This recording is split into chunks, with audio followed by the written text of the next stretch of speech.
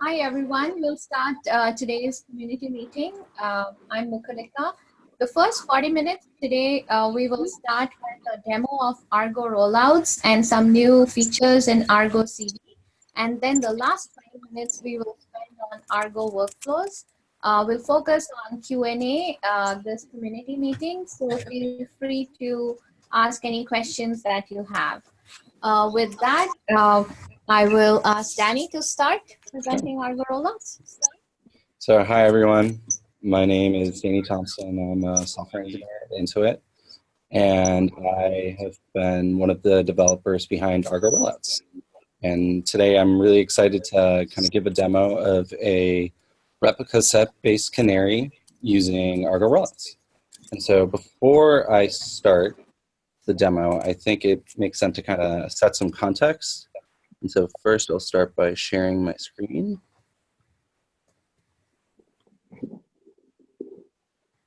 Okay. And so I'll start by pulling up the Argo rollouts GitHub page. So this is kind of a good first place to start if you're interested in learning more about Argo rollouts. But essentially, Argo rollouts is a new Kubernetes controller that manages a new resource called a rollout. The rollout resource intends to provide missing deployment strategies.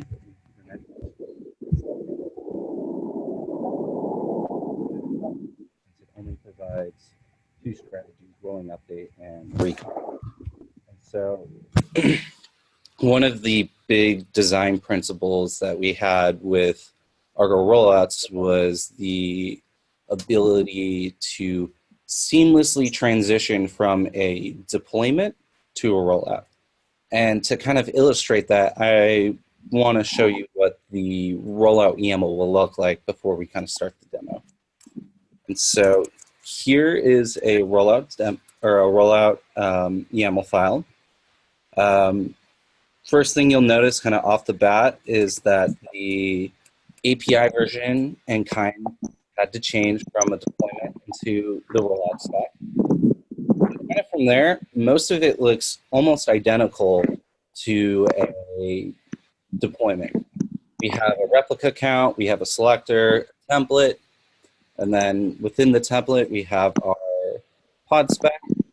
The next big difference is you need to specify a way of saying, I want to run this type of deployment. So one of those is that Argo rollouts provide is a canary deployment. So like with the canary deployment, you specify the canary spec that gives some steps to help instantiate a canary deployment. And before I kind of dive into these steps, just a brief overview of what a canary is. A canary, broadly speaking, is a deployment strategy where you release a new version of your software to a small subset of users in order to kind of help mitigate the risk of releasing a new version of your software.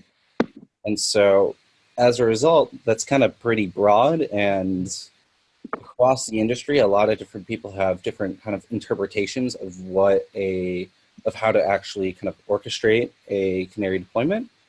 And so we, with Argo rollouts, try to make it as flexible as possible for you to kind of define how you kind of envision a canary and try to solve all those different use cases. So we allow users to basically define the steps of their canary to basically migrate from version A from their stable replica set to version B, which would be their canary. So in this case, we have kind of two steps here. The first step is set weight. What that basically means is we're saying we want the new canary to receive this percentage of traffic. So in this case, since it's 20% and we're doing a replica set-based canary, we will scale up one new canary because we have 5 replicas and 20% of 5 is 1. And then we'll scale down our stable replica set from 5 to 4.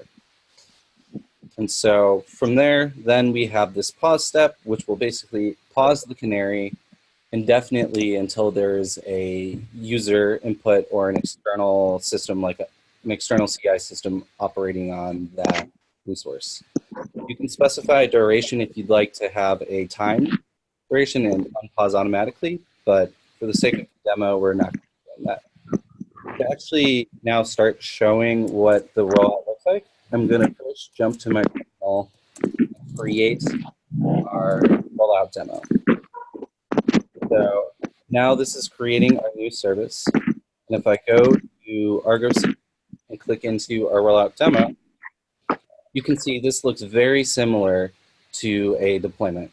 So here, our rollout creates a replica set, which then creates the pods that serve traffic. And we have a service which is going to be sending traffic to all of the pods along with the ingress, which will forward the traffic to the service. And so now, if I go to the endpoint of our demo, which you can access through the service by clicking here, you can see here is our application.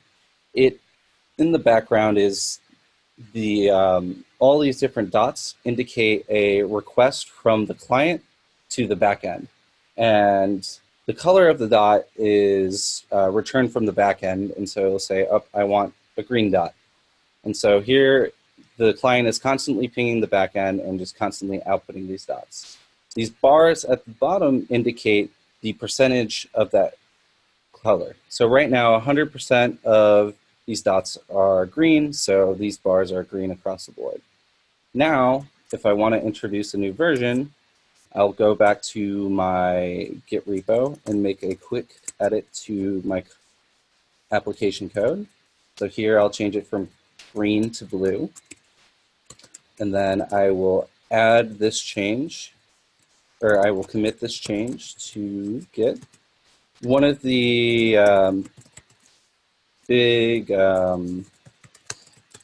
considerations we had for Argo rollouts was making it compatible with GitOps. And so we really tried to make sure that we could easily follow the standard GitOps patterns. And so here we're committing our change to change the color to blue. And this is kicking off a Jenkins pipeline in the background. Now, you don't have to use Jenkins. Intuit just uses Jenkins internally. So that's kind of the system that we're used to. It still works with Circle, Travis, Drone, any CI system. And to kind of show you what our Jenkins pipeline is doing, I can jump to our Jenkins. And so you can see this kicked off a new pipeline.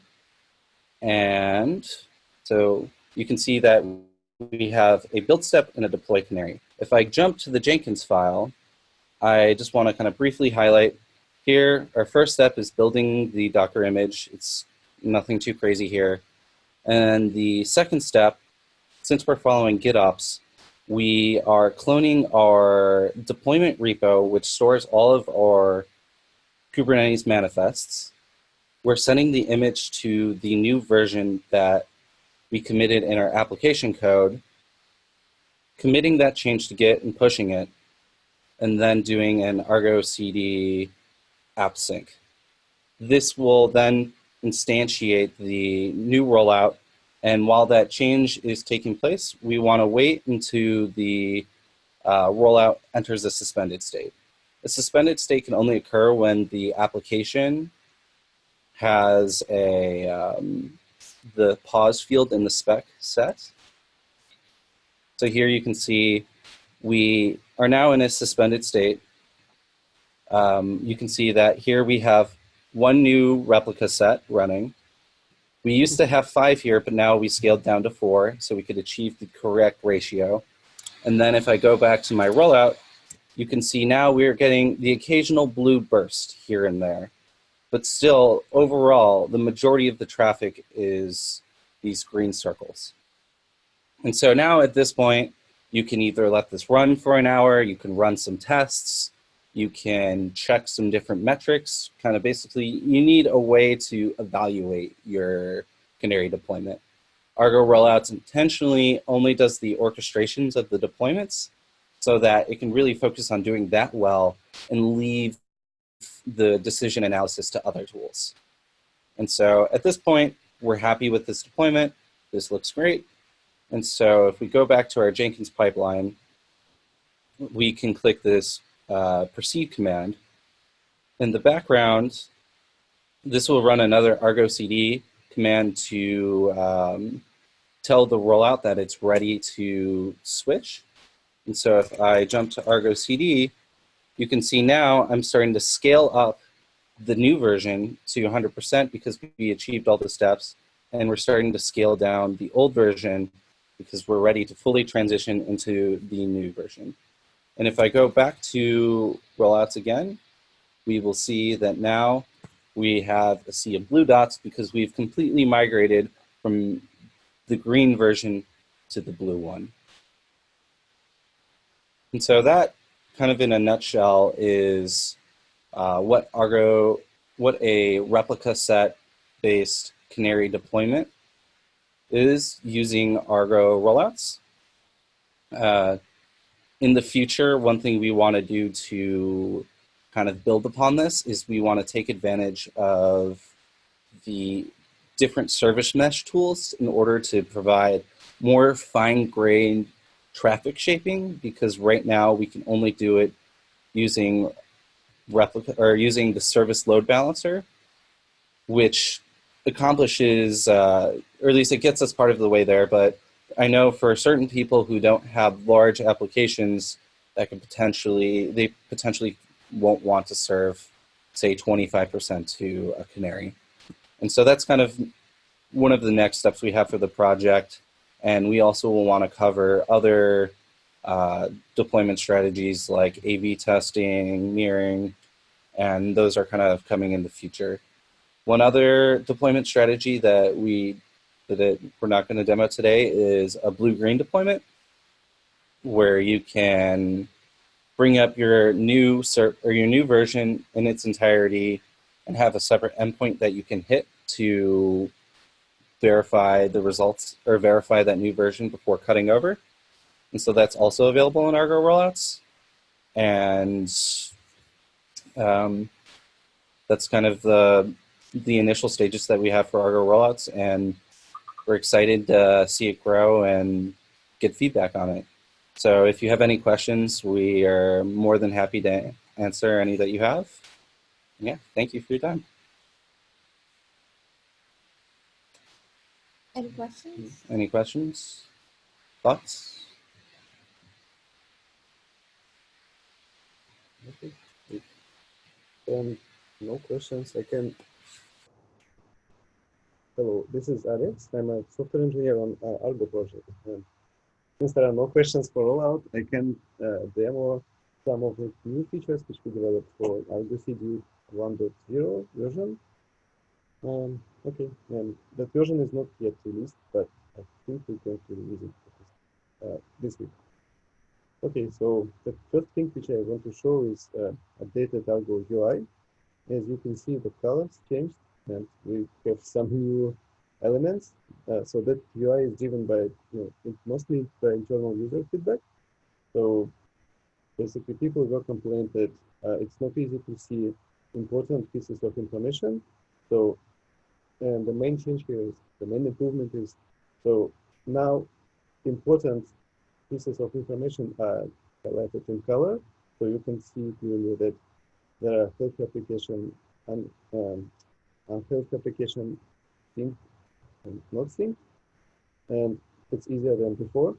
We get rid of some useless menus, which had just one button. We transformed it into a single button, and the similar change is implemented on application detail page. So now it's easier to see what you can do with the application. Before users were confused.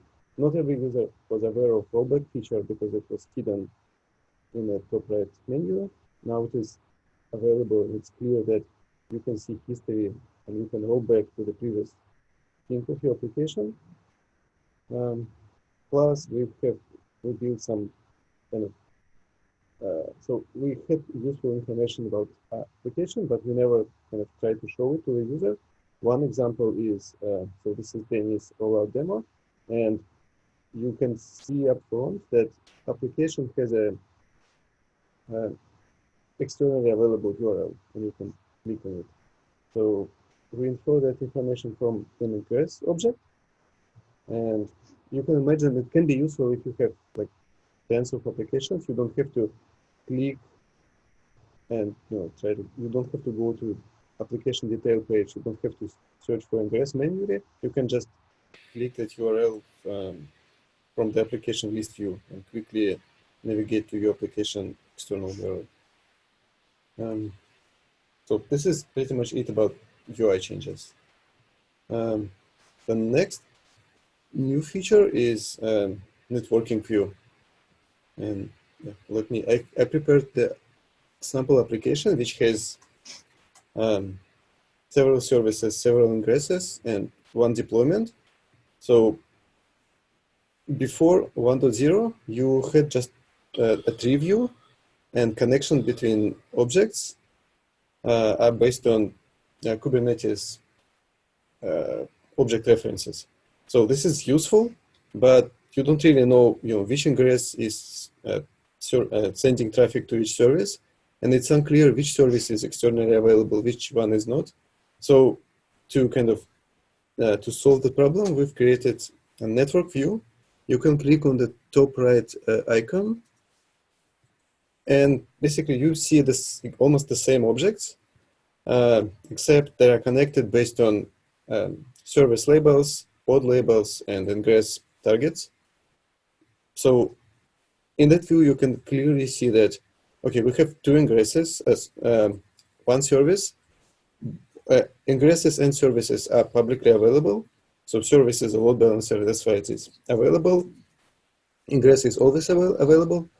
And then you can see which service, which pods are receiving traffic. In this example, all pods are receiving traffic. So if you have some internal pods which has no traffic, they would not have any incoming connections and would be kind of hanging here. Yes, and this is not the end. We're going to add more features to help troubleshooting. So one example is if you have a service which points to if you have an ingress which points to a service but uses a wrong port, you would see a warning message here. And you can imagine lots of such, kind of small features which can help you quickly see if your application is running as expected and functioning as expected or not. Okay, any questions before I move forward? I think there are no questions. Okay, and let me move to, there is one more feature which we built basically to help using Argo rollouts specifically, but going forward it will help to use more CRDs. So feature is, we call this feature custom resource action, and let me demonstrate it. So as you see in the previous demo, the Jenkins pipeline had to kind of resume a rollout object and switch it from suspended state to healthy state. And the way it was done using custom action. So Jenkins can use custom action, and this is, what custom action is doing, it changes some field in your CRD. In case of rollout, we have a field called paused, which can be either true or false. And if you set it from true to false, that means you unpause your rollout and it would continue the deployment process. Of course, you can send patch requests using kubectl, which is not convenient and it's not reliable. Instead of having a script, you can move that logic into Argo, and same as custom health check, custom action can be implemented using Lua script. And the advantage is that first you can test that Lua script and you can make sure it's really working as expected. You can have even unit tests for that script. And second, once it is configured in Argo CD, it's really easy to use it. So from Jenkins pipeline, you can simply run a single command which includes application name, resource name, and action name. In the UI, you can trigger custom action by clicking the button. So this is my rollout. It's in a pause state.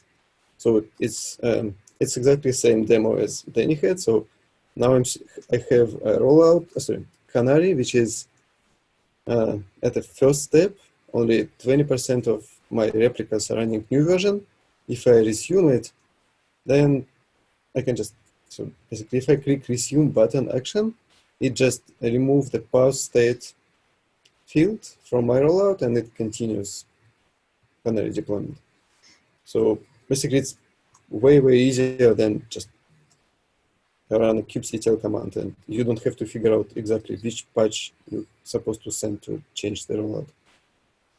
And same as custom health check, you can either configure it as in a config map, or so this is the wrong one, or you can send a pull request to Argo CD and make the custom action for your CRD available to each and every Argo CD user. So let me demonstrate it really quick. So this is all the custom source customizations for which we support right now. This is so we already had a health check for rollout. Now there is one more directory called actions, and you can add more actions here by pull request. And just to complete it, let me quickly demonstrate how custom action looks like. It's really kind of trivial. All it does, it just changes status of a paused field in a spec. And this is for backward compatibility to support previous version of CRD. That's all I had. Okay. If you have any questions, please feel free to ask. Any questions? Otherwise, we can start discussing Argo workflows. We had kept last 20 minutes, but if there are no questions on CD and rollouts, we can start it out. I guess people who are interested in workflows might be joining. Joining late? Yes. We can record. Yeah. There's not, okay, so for workflows, there's not much updates. I think where the last bug fix that I wanted in 2.3 is in, so, and there hasn't been any newly reported bugs on the release candidate for v2.3 since for about a week. So I think it's probably about a good time to cut the final 2.3.0 release and then just move on to patch fixes from there. For 2.4, 2.4 I mentioned last time was basically a stability release and along with the persistence feature. So you can check our milestone for the 2.4. This is what we're targeting, but it's still open to any pressing community issues or any issues that people are eager to get fixed or even enhancements. So take a look at this milestone to see what we're targeting. But other than that, 2.4 is just catching up on the backlog and doing stability in minor features, along with persistence. Okay, that's all I had, I think, for the workflows. Okay, so we would like to get some alpha customers for persistence feature. So we will ping everybody on Slack. Okay, if there is no other questions, we are done. I think we can stop the community meeting and I will post the recording soon. All right, thanks everyone for joining.